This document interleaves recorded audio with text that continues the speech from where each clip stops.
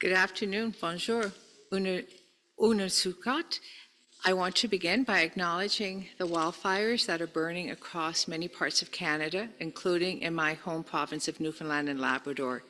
These fires are causing immense hardship for many people and communities, and my heart goes out to everyone who's been impacted.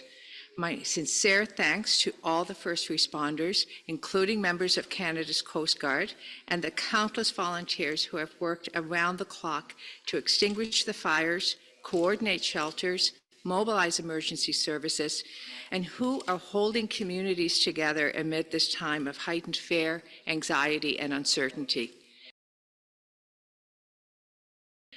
I also want to thank Minister David Akiagok and the Government of Nunavut for hosting this annual gathering of the Canadian Council of Fisheries and Aquaculture Ministers.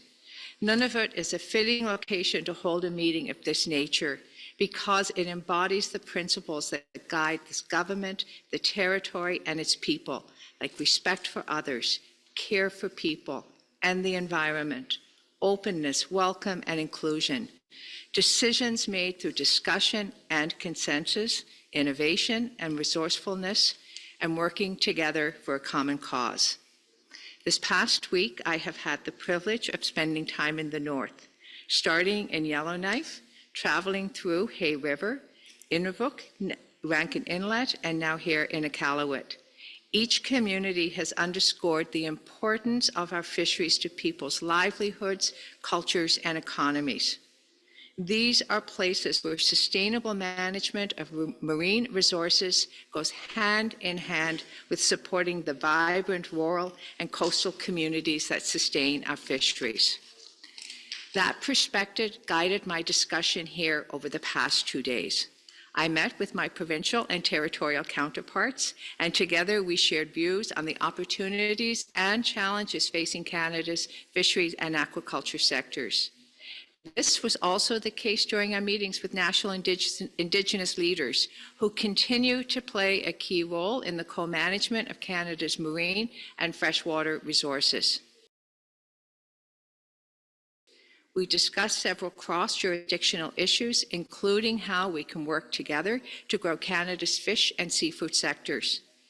We spoke about the opportunities of the new Building Canada Act and how it can help build one Canadian economy that is moving faster on major projects, working closely at developmental impacts, cutting red tape, opening more markets, improving funding, lowering trade barriers, and working together on tariffs and strengthening our trade and fishery treaties with the U.S.